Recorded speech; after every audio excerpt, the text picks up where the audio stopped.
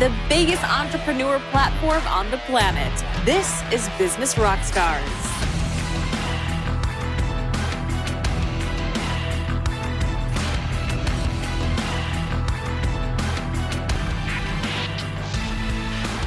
This is Business Rockstars. I'm Brittany Whitney, and my guest today is Ross Buhrdorf, CEO of Zen Business. Ross, thank you so much for joining us today. It's a pleasure to speak with you. Ross, thank you so much for joining us today. Tell us about your impressive entrepreneurial journey. Kind of take me back to the early days when you just graduated from the University of Texas and started HAL Computer Systems. Yeah, well, I'm so grateful to be here. Thanks for having me. I got out of the university at University of Texas, and I started working actually my first job was at Tandem Computers while I was in school as doing an internship, and then I went over to Tandem Computers, and then at Tandem Computers, I learned to be programmer, et cetera.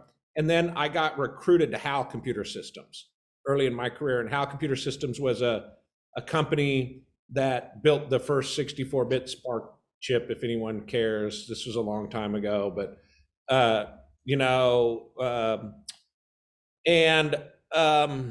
that's where I really got exposed to being an entrepreneur. Was at HAL. It was a startup. It ultimately sold to Fujitsu. I really discovered, or I guess I caught the bug there at HAL Computer Systems that, being a startup was a lot more fun than working at a big company. I'd worked at Data General while I was going to school, and that was a pretty big company, and just wasn't as exciting as being in a startup. Yeah. So do you think you were kind of born with the entrepreneurial bug, or do you think it's something that you kind of learned about, after college and later in life, and then kind of set out to be an entrepreneur? No, I think that it is definitely a learned trait. I think, more and more people are deciding to be entrepreneurs. Our business is certainly evidence of that. Both my parents were entrepreneurs, in their own way. They had side hustles all the time. Both of those turned into full-time hustles for them later in their life. So I was always kind of exposed to that as a kid. My parents, having side hustles and turning those into, so they were entrepreneurs. So it wasn't as scary for me, I think, as for other folks where they were never exposed to that. My family was always a bunch of entrepreneurs and has been to date. So I think that's an advantage I had. I also tell the story of entrepreneurship for me is my first job was as an intern at Data General, which was a microcomputer company. Probably no one remembers anymore. But I remember they had this huge year, and then the economy crashed the other year, and everybody got laid off except for me. I didn't get laid off because I was low paid, and I worked hard, and kind of all the other high paid people got laid off, and so I really had this experience that there is no security in a big job. Right. And it was kind of this false sense of security. And so, for me, I kind of went out on the risk curve at that point because, at startups, I think are inherently more risky, but I think it's a myth that they're riskier than a big job.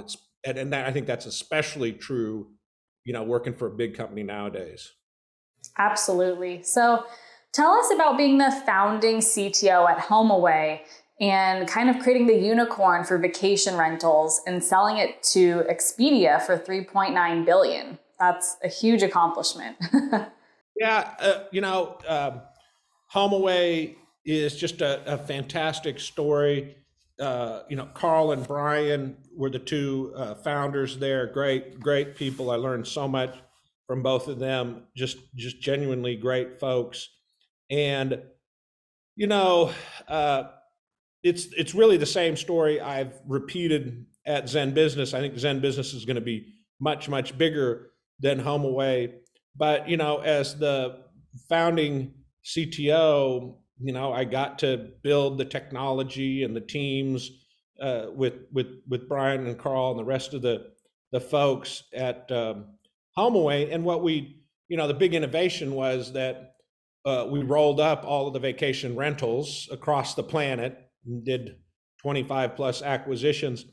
And that innovation was bringing them all together, creating the world's largest marketplace, and creating a great product and service and prices, just everything you do to build a great company. They had a great culture at HomeAway. And, I got to experience building all that, helping them raise the money, the IPO, and then the ultimate sale to Expedia. So it was just another great learning experience for me. And, once we sold to Expedia, I exited, as did most of the executives at that point. I made it about 10 months, and then I jumped back into Zen Business. I needed to, still a young guy. I still think I'm a young guy, although I'm probably one of the older people at the company now. But I needed, still more to contribute to the world, and just kind of fell into Zen Business. And it's just been an exciting ride, and just a rocket ship like acceleration. We're a unicorn now. Sorry. Hey guys. Hey. That's okay. And we've just had fabulous growth, and I think we've really tapped into this, opportunity of more and more people, exiting corporate America to start their own business, and we provide a solution or a platform for these solopreneurs to, launch, run, and grow their business. Absolutely. So yeah, let's kind of dive into Zen Business. So you kind of just gave a little bit of background, but for those who are not familiar with Zen Business, give like the quick elevator pitch of what you guys do and how you help. Yeah, I mean, the elevator pitch is that our customer base is this tidal wave of folks that, that the pandemic, that was happening before the pandemic, but the pandemic really accelerated this tidal wave of folks that are, that are resigning, from corporate America to go off and start their own gig. We recently did a survey of our customers. We asked them 2 questions. The first question was, hey, what made you take this brave leap into entrepreneurship? We got 3 surprising answers. Number 1 is they wanted to change their life. Number 2, they wanted to make more money for themselves and their family. Number 3, they wanted to change the world. So, this is a very aspirational folks. They're really looking for a change from the status quo for them. The second question, which just makes us so proud, we asked them, do you think that Zen Business can help you on that journey to entrepreneurship? And we got an overwhelming 89.9% of them said yes, we believe that Zen Business. So we have a passion to serve those customers, and we provide everything they need to launch, run, and grow their business. So all the way from the idea, formation, all the financial services, all the web services and marketing services, the accounting, taxes, email, domain name, just a virtual business address, just everything for them to run their small business. And our goal is to make them successful and increase their odds of success, because that's ultimately what we want to do, and what we are doing from a value proposition is we feel like we can make them more successful if they use our platform and our systems that we provide for them. So they don't have to think about it. Most of our customers, they're taking their skill that they have. The majority of them are service-based businesses, their skill or their product, and they want to turn that into a business. And they know how to do that, whether they're a plumber or a writer or a designer, software engineer, painter, etc. They know how to do that, but they don't know how to run a small business. And that's where we step in, and we handle all of that for them. And it really is such an important resource because, as you know, when you're starting a business, you don't know where to start. It's so overwhelming. There are so many little steps and little details, and it's great that you guys have built out this platform to help entrepreneurs. What would you say was the biggest pain point starting Zen Business, and how did you kind of overcome that? Well, you're going to get the same answer from me that I give on all of these interviews, which is the advice I give to people is, small businesses fail because, and this is nothing new, small businesses fail because there's not a market for their product or service. So, and then of course they run out of money is the real reason then. So the biggest challenge any small business has is generating revenue or finding a market for their product or service. So the number one problem that we had, and everybody has as small businesses, finding that market. And so everyone should focus all their attention on, will people give us, their credit card in order to sign up for our service? Are we delivering more value than is expected? And, do people, in our case, renew for the following years or months, depending on the product, to use that product? And then, which we have a tremendous NPS, will they recommend this product or service to other people? So, I mean, as an entrepreneur, your focus should be, will people pay me money for my product or service? And that should be your primary focus until you get up and running, and then all the other issues come in. Can I fulfill it? Can all the other business problems. But your main problem, of course, is sales. It's so true, and it sounds so simple, but it's really, there's a lot.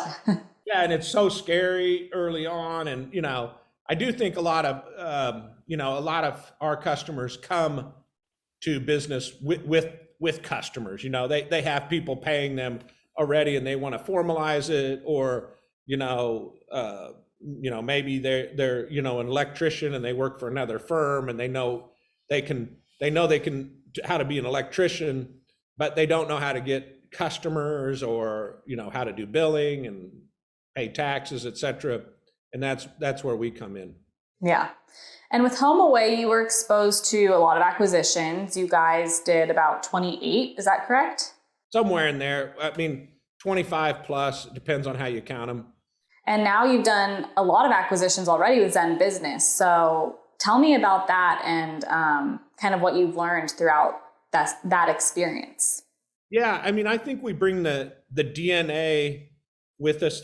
There's quite a few of us, HomeAway refugees or HomeAway mafia at Zen Business, and so we brought that DNA. I think acquisitions is a great way to grow. We're comfortable with that.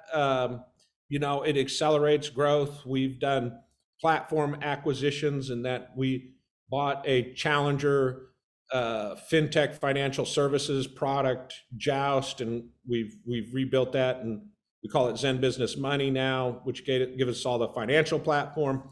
And then we've done other organic acquisitions, other websites that move our position in SEO, which is something that we did at HomeAway too. So I think it's a natural for growth, and it's a natural for us. We know how to do it, and it's been improving our position in Google. And you guys recently did a raise, right? So tell me about kind of the fundraising process. Yeah. So we actually raised our B round last October. No, the October of 21 or 20, October of 20, we raised our B round, and we didn't make it a full year. We closed this round in 2021. We closed a C round, so it was just less than a year between the rounds, led by Oak, HTFT, and SoftBank, a $200+ million round at a $1.7 billion valuation. Very excited about that. really great investors. It was a very, very competitive round, and we picked the two investors that we're very excited about. Oak is a leading fintech investor. We are a leading fintech company, and SoftBank speaks for itself with its reputation, and we've got strong ties with the folks at SoftBank. So let's say someone is listening to this interview and they're like, wow, 200 million, that's so much money. I'm just trying to raise, $1 million for my business. What advice do you have for someone who's kind of doing that first round of fundraising, or just trying to even dip their toe into the fundraising pool? Yeah, I get asked this question a lot, and it's no different. It's no different than raising 200 million. It's still the same process. I mean, when we raised our seed round, I'd take checks of any size. I think I took a $10,000 check for that round. And so, early on, you're raising money from anyone that will listen to your friends and families and angel investors and, very small venture funds. But it's much like, it really goes along with the same theme of chasing revenue and chasing people buying your product or your service. Early on, you're trying to get venture or investors to buy your story. And I always tell people this, and it's very true. We learned more from, or as much early on, from pitching to venture folks about what was good and what was bad about our pitch. And we would modify both our product, our pitch, what we were doing in the company based on feedback from our venture pitches. Because, by the way, these people see, hundreds of these deals come by every day. They know what works. They know what doesn't work. If you're not paying attention, you're making a huge mistake, and it's just this huge asset. So it's just like chasing customers. You should be out pitching, getting people to, tell you what they like and what they don't like, and you making decisions on whether it's good advice or bad advice. But, you should certainly be paying attention. And, we knew what a lot of the things that were being said early on, we took to heart. We made changes, and it changed many times, shifted the direction of our company and made it better, so that the next pitch, or even more so, when we'd come back to them in a year or 18 months and say, hey, we really paid attention to you. And by the way, we beat all our numbers, and we've continued to do what we've said. Do you want to invest now? And they're thinking like, heck yeah, I want to invest now. You guys do what you say you're going to do. Yeah, absolutely. I kind of want to transition into that fear of failure. We kind of touched on it earlier. A lot of entrepreneurs, people who want to start, grow, or fund a business, have a fear of failure, and it kind of stops them from following their passion and pursuing their dream. What advice do you have for those people who are letting that fear of failure get in the way of starting? Well, I think number one, let's talk about they're not alone. We just finished third round of brand market research. And one of the things that comes out with these, folks that want to be entrepreneurs is there is a strong fear of failure and the implications for them. And so I think it's universal, and it's to be expected. So what I say on those lines is, one, Zen Business wants to take away that fear, because we'll handle the the systems and the processes, and we'll and the education, and we'll help you to be successful with I would say the simple things. Let you go out, and we even help you with driving revenue, but let us handle those things. You go out and not have to worry about those things, because I think there's a lot of fear too about, when you get into it the first time, you don't know what you don't know. So it is very fearful, and you should actually be fearful of it, and you should get expert advice. but past kind of the rational fear of figuring out what to do, it's really this emotional, irrational fear. And I just think it's what I always say is, fear is a liar, and you just have to, I guess, ignore it or acknowledge it. The Buddha was sitting around the campfire, and fear came up and tried to scare the hell out of him. And he said, offered him a drink and said, "Sit down beside me." I think that's the same thing here is, invite it in, acknowledge it, and pay attention. There's certainly stuff you should be scared of in business, but a lot of it is just, this kind of innate fear, I think, that we get at the stem of our brain from being chased by tigers. And I think we haven't evolved past that yet. And then I think society puts a lot of pressure on, both young men and women to be successful. And, that's just is not particularly helpful.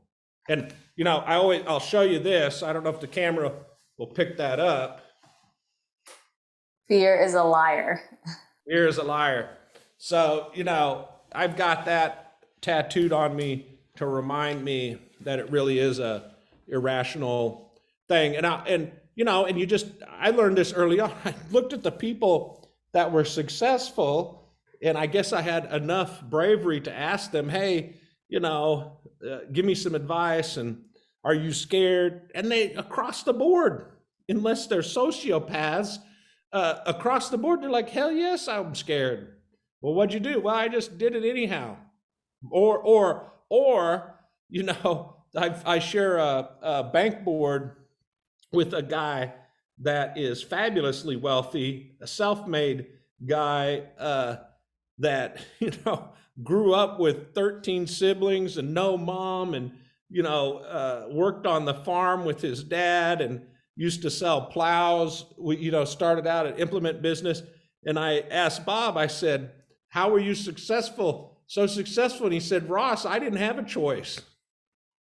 He said, "I didn't have a choice. If I didn't make it go, I was going to starve to death. And I knew poverty, and I didn't want to do that." So I think there's a lot of, it can be a motivator, but, you can move past it too.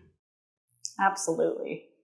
I love that response. And I always like to ask CEOs who I interview, do you have one thing or one practice, whether it's meditation or an app you use, that you kind of do every day that you think either attributes to your success or just kind of helps put that extra pep in your step to kind of get your day going?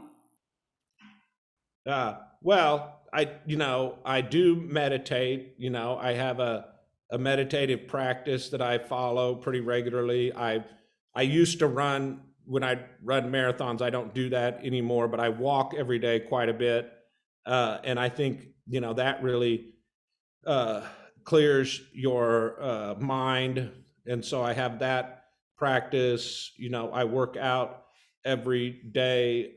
That's also, kind of taking care of your mind and your body. And,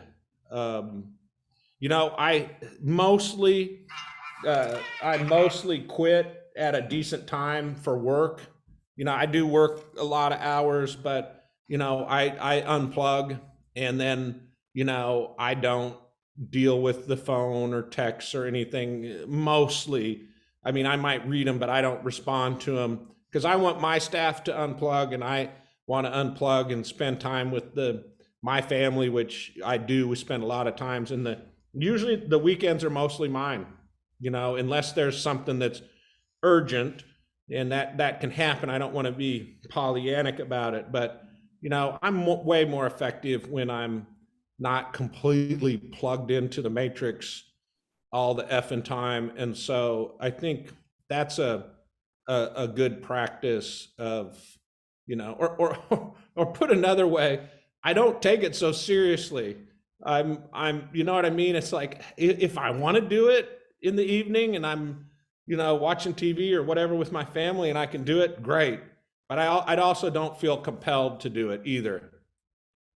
And that's refreshing to hear, because I feel like the hustle culture is very prominent these days and people put a lot of weight on that. Just a few more questions for you. If you could go back in time and give, your younger self one piece of advice, what would you tell yourself before kind of starting this journey? What you asked about is that fear is a liar. And I wasted so much time, because I grew up, pretty, I would say modestly, to say the least. And so I had a lot of fear of financial issues early on.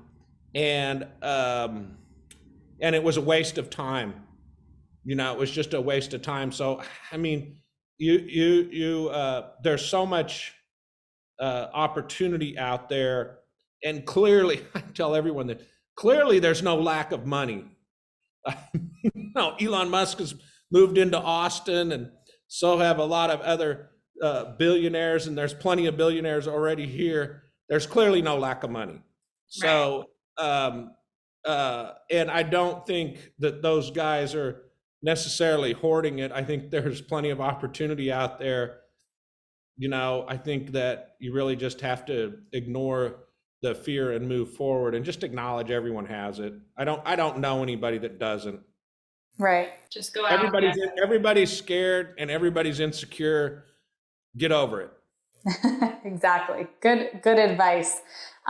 Where can people learn more about you? Where can they learn more about Zen Business? Give us your website, any socials, and all of that fun stuff. Just zenbusiness.com. Start there.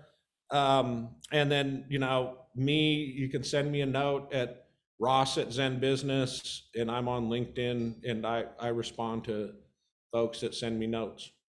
Amazing. Well, Ross, thank you so much for joining us today. It has been a pleasure speaking with you, and we'll chat soon.